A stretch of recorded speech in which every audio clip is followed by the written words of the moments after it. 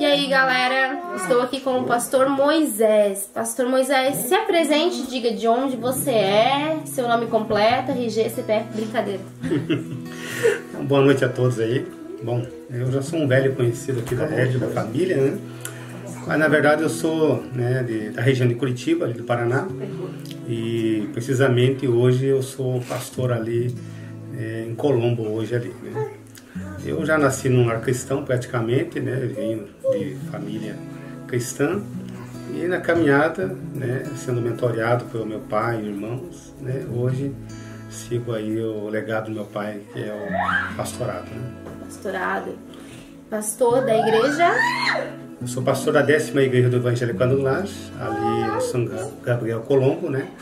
E também já quero dizer, sou casado, né? 32 anos, né? Vamos falar de uma coisa muito... Gente, eu precisava de alguém mente aberta para conversar esse assunto. Filhos de pastores. Jesus! Falei aí um tema que dá dor de cabeça, né?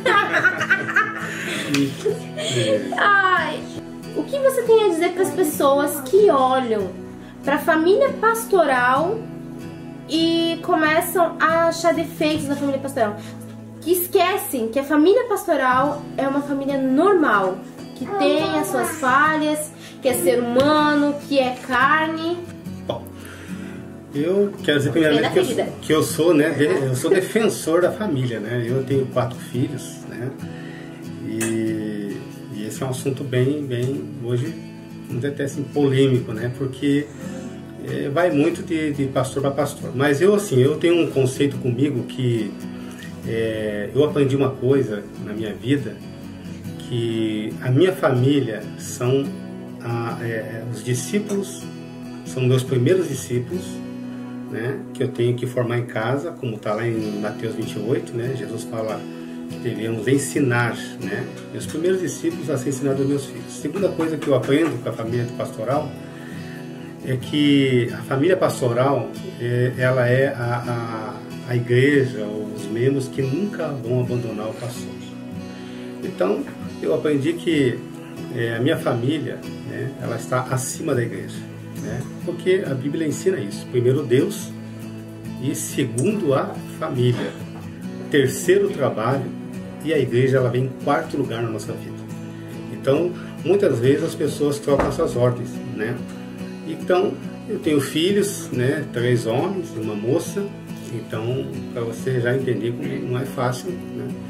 Mas assim, eu acho que hoje o que precisa ser feito, né, é um ensinamento. Eu sempre ensinei a minha igreja e eu nunca aceitei, né, que eles cobrassem qualquer coisa dos meus filhos, né? Porque, né, eu como pastor, eu também sou falho, sou pecador, igual a qualquer um. Eu não sou melhor do que ninguém.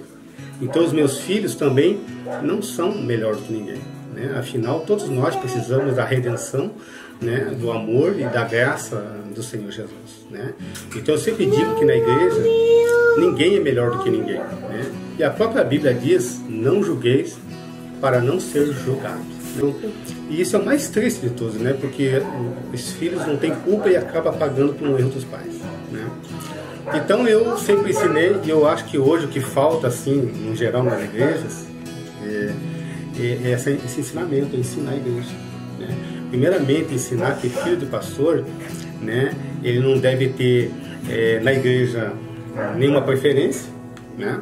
Ele não tem preferência nenhuma, e também não pode ser o Cristo, né, que tem que ser crucificado dentro da igreja, né? Então o filho de pastor não é o maior pecador dentro da igreja, ele é um pecador igual a todos, né? E também não é aquele que vai ter a preferência, né, e que vai poder fazer o que quiser dentro da igreja porque é filho de pastor. Eu penso assim. Como é a pressão de ser pastor? Porque o pessoal, ele tá lá dentro da igreja, sentadinho no banco, achando que o pastor tá lá em cima do púlpito e a vida dele é maravilhosa. E ele tem que passar um sorriso daqui a aqui. Porque se ele vê o pastor triste, ou a família pastoral triste, já sai falando. Como é a pressão de ser pastor? Eu acho que essa cultura, né, principalmente no Brasil, né, que pastor é um super-herói, isso não existe. Isso é uma história, né, que colocaram na cabeça do pastor é um homem normal, né? Ele tem as mesmas aflições, né? Ele fica doente, fica triste, o pastor chora, né? O pastor, ele é feito de carne e osso, né? Então essa pressão existe mesmo, né? E eu sempre digo, né? E os próprios pastores, por essa cobrança do povo, os pastores acabam querendo ser esse super-herói que ele não é. Porque ele acha que ele não pode passar nenhuma fraqueza para o povo, né? Ou senão acha que o pastor está em pecado, né? Ah, verdade. Né? Ah, o pastor está em pecado, né? Daí já veio os julgamentos, né? Mas sabe, que eu tenho aprendido uma coisa nessa vida pastoral, que o que precisa hoje, né, é o rebanho, a igreja, amar os seus pastores. Até um tema que está no Brasil hoje, né? A depressão pastoral. Depressão pastoral. Né? Tem pastores no Brasil que estão se suicidando, né? Aí você pensa, nossa, mas um homem de Deus, pois é, né? Mas toda pessoa que vive isolada, ela entra em depressão, né? Então, quantos pastores hoje vivem isolados, né? E eu sempre digo assim para minha igreja lá, né? Gente, ligue para o seu pastor, pergunte como é que ele está. E eu quero, né, deixar esse para você. Qual foi a última vez que você ligou para o seu pastor? Ai. Eu aprendi uma coisa na vida pastoral, né, e aprendo com Davi, né, que Davi, quando ele foi visitar o rei Saul no acampamento dele, ele levou um homem com ele. E esse homem, e Davi falou assim, quem vai comigo ao acampamento, né, do rei Saul? E esse homem falou assim, eu irei contigo. Então, muitas das vezes, né, nós não precisamos de uma tropa do nosso lado, de uma igreja do nosso lado, nós só precisamos de uma pessoa. Alguém que, né, nos abrace, né, e diga, pastor, eu estou com você. E quando você recebeu seu chamado de pastor? Aquela coisa mágica, assim, um anjo cutucando, né? Você vai ser pastor. Como que foi? Eu digo assim, que ser pastor, assim, eu nunca almejei ser pastor. Porque eu venho com uma família pastoral. Ai. Nunca quis. Eu vi o sofrimento do meu pai, do meu irmão. Então eu até quando fui fazer teologia, né, eu era contra, até porque o pastor falava assim, Moisés, vai fazer teologia porque você vai ser pastor. Eu falei, eu não preciso de teologia para pregar a palavra de Deus. Eu não preciso de carteirinha. Mas assim, chegou um momento da minha vida que tudo foi se encaixando. Normal, naturalmente. Eu nunca quis. E eu tenho uma opinião assim, definida sobre o pastor, é o seguinte, né? Existe, né, dois tipos de pastores.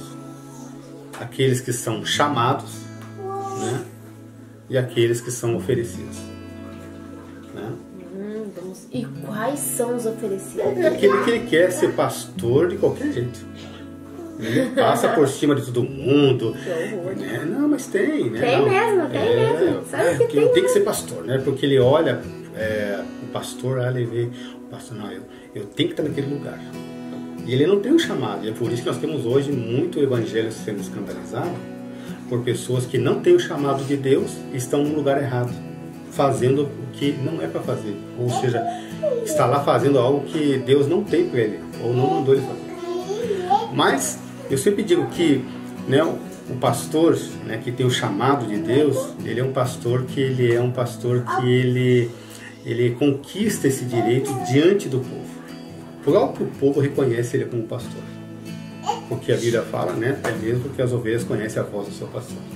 Mas assim, então eu vi o sofrimento dos meus pastores, eu não queria ser pastor, mas de repente eu estava fazendo TQ, e olha, Deus foi abrindo as portas. E foi se envolvendo. Foi indo, né? Sabe? Foi indo. E de repente, em 95, quando meu pastor foi assumir uma igreja em Santa Catarina, aqui em Rio Negrinho, Santa Catarina, chegou um irmão da igreja e falou assim, estava afastado, e falou assim, pastor, vamos abrir uma congregação, um encontro familiar, e comecemos. E quando nós fomos lá orar, né, o meu pastor, que é meu pai, fez uma oração e disse assim: Moisés, eu tive uma visão de Deus. Eu vi uma grande obra aqui e muitas pessoas se convertendo nesse lugar. Aí ali eu senti o chamado de Deus e a responsabilidade. E daí ele falou assim: você vai ser pastor. E daí nós abrimos a igreja em 95, no dia 9 de agosto. E isso foi numa sexta-feira. E meu irmão, o pastor João Carlos Rio, foi pregar. E na terça-feira, ele tinha 41 anos, ele se envolveu num acidente em Mafra e Deus recolheu ele. Ali foi uma dor terrível, terrível, terrível. E um dia antes, ele teve um sonho comigo e disse assim, ele falou: Moisés, aquela congregação ali vai crescer muito e vai ser uma grande igreja. Ele falou assim, porque Deus, ele confirmou. E na terça ele partiu com Cristo. Então, eu quero deixar para a minha igreja lá um abraço bem carinhoso, porque a nossa igreja lá onde nós pastoreamos é uma igreja muito amável, ela tem cuidado de nós, eu reconheço isso. E hoje nós estamos vivendo assim uma igreja de servos, né? Que hoje eu tenho assim, é uma honra para mim poder lavar os pés dos meus membros, dos meus líderes. Já fizemos isso, eu e a pastora Beth várias vezes. Nós lavamos os pés da nossa liderança, né? Porque a gente ama essa igreja lá, ama aquele povo e eles têm cuidado de nós, né? E eu quero mandar um beijão para a minha igreja lá em Colombo e para todos aqueles que são, né, servos de Deus e aqueles que ainda estão, né, chegando, né, nessa nova caminhada e aqueles que ainda vão chegar. Eu quero dizer para vocês no versículo que está em Filipenses capítulo 1, versículo 6, né, aquele que começou a boa obra, né, na tua vida, na minha, na nossa, que é Jesus Cristo, ele é fiel para terminar essa obra.